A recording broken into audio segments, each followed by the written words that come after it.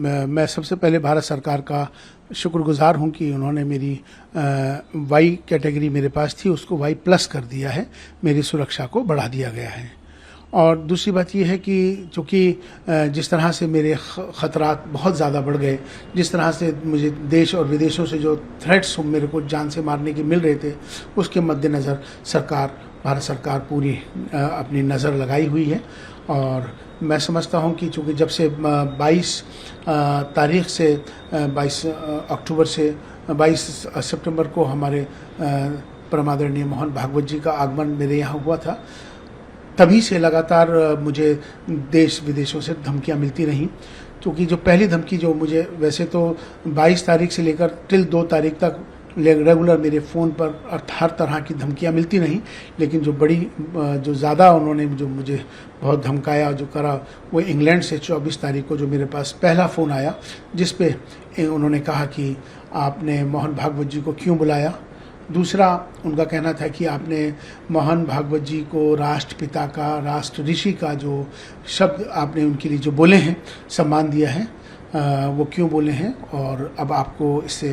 अपनी माफ़ी मांगनी होगी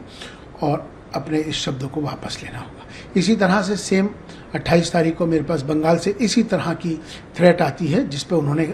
माफ़ी मांगने को और राष्ट्रपिता का शब्द वापस लेने की बात कही। इसी तरह से फिर 2 तारीख को मेरे पास दुबई से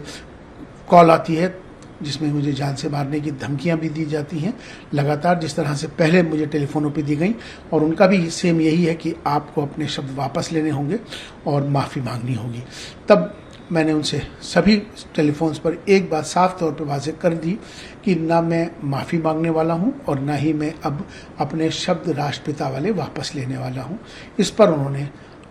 अंजाम भुगतने के लिए, जान से मारने के लिए और तमाम मेरे परिवार को नुकसान पहुंचाने के लिए जो मुझे कहा और जो ऐलान उन्होंने किया कि अब आप और आपका परिवार जहन्नुम में जाएगा और अब आप अपना अंजाम भुगतने के लिए तैयार रहिए।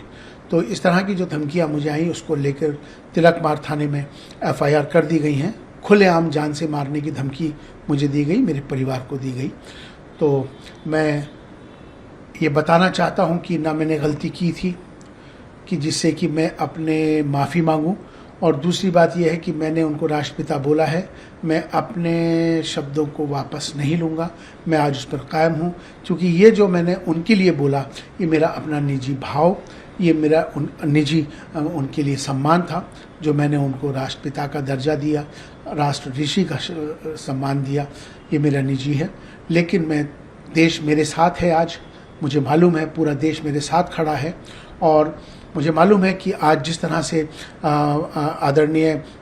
श्री नरेंद्र मोदी जी के नेतृत्व में आज भारत जिस ऊंचाइयों पे पहुंच रहा है और भारत का नाम बहुत ऊंचाई पे पहुंच रहा है, विश्व गुरु बनने की जिस तरह से आगे बढ़ रहा है, तो वो ताकतें हैं पड़ोसी देशों की जो कि हमारे देश के अंदर अमन नहीं चाहती हैं, हमारे देश के अंदर नफ़रत हो, अशांति हो, और वो लोग चाहते हैं कि देश तरक्की ना कर पाए। उनको ये पसंद नहीं आ रहा है, इसलिए उनको ये लगता है कि अब मुझे